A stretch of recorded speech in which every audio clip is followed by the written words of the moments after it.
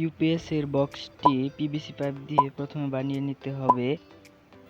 বক্সটি দেখতে কিছুটা এরকম দেখাবে। এখন বক্সটির মধ্যে ফিমেল ডিসি সকেট গুলো বসিয়ে নিতে হবে। আমি 3টে ফিমেল ডিসি সকেট ব্যবহার করেছি, 2টো সকেট আউটপুট এবং একটি ইনপুট। সোল্ডারিং আয়রনের সাহায্যে ছিদ্রগুলো করে নিলাম। এখন 2টি MT3608 মডিউল নিয়ে নিতে হবে।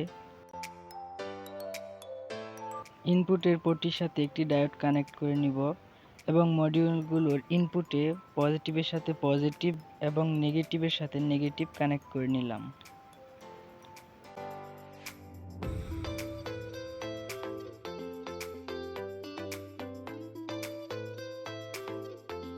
প্রথমে মডিউলগুলোর কানেকশনগুলো করে নিই।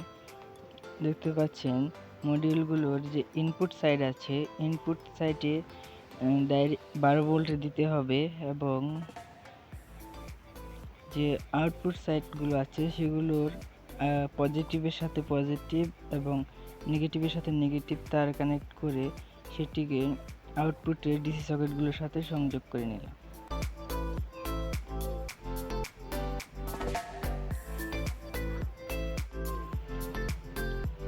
এখন আমাদের দরকার হবে একটি 12 ভোল্টের ব্যাটারি। আমি 12 ভোল্ট 9 এম্পিয়ারের একটি ব্যাটারি নিয়ে নিচ্ছি।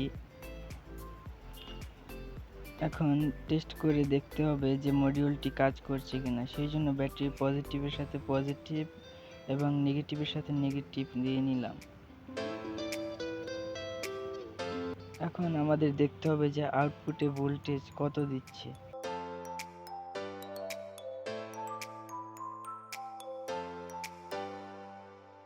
প্রথম মডিউলটি আউটপুটে 15 ভোল্ট দিচ্ছে। ব্যাটারিতে ভোল্টেজ রয়েছে 11 ভোল্ট, তার মানে মডিউল দুটো ব্যাটারির ভোল্টেজটাকে বুস্ট করছে। এখন দ্বিতীয় মডিউলটি দেখতে হবে। দ্বিতীয় মডিউলটি 17 ভোল্ট আউটপুট দিচ্ছে।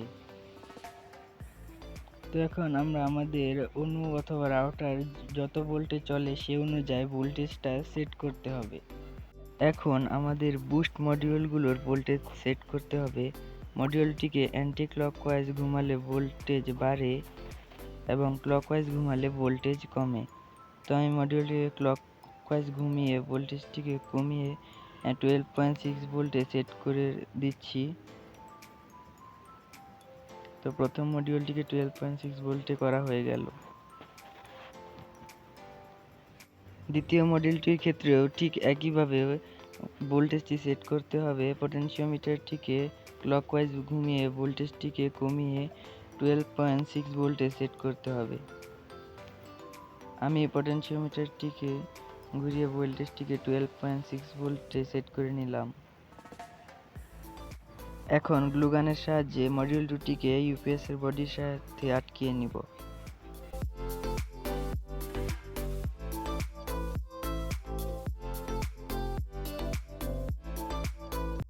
এখন বক্সটির ফ্রন্ট কভারটি লাগিয়ে বন্ধ করে নিতে হবে। আমি বক্সটিকে ব্যাটারির সাইজ অনুযায়ী তৈরি করেছি, আপনারা আপনাদের ব্যাটারির সাইজ অনুযায়ী তৈরি করবেন। আমার ব্যাটারিটির উপরে বক্সটি লাগানো হয়ে গেছে। দুটো হচ্ছে আউটপুট এবং এইটা হচ্ছে ইনপুট। আমি 12 ভোল্ট 4 এম্পিয়ারের একটি ব্যাটারি চার্জার ব্যবহার করেছি ইউপিএসটিকে পাওয়ার দিতে। আপনাদেরকে চার্জারের ভোল্টেজটি দেখিয়ে দিচ্ছি।